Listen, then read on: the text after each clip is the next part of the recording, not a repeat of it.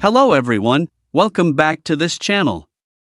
In this video, I will show you the easy and clear steps on how to turn on chat conversation reply notification on HubSpot application.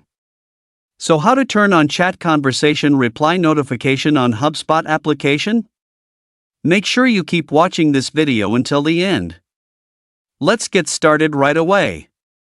Firstly, open the HubSpot app on your Android device. This is the initial screen of the HubSpot app. Next, tap the three-line icon at the top left. Tap Settings menu. Tap Notifications. Tap Chat and Email Conversation. And tap Chat Conversation Reply. So that's it, tutorial how to turn on chat conversation reply notification on HubSpot application. Thank you for watching. I hope this video was helpful. See you in the next video.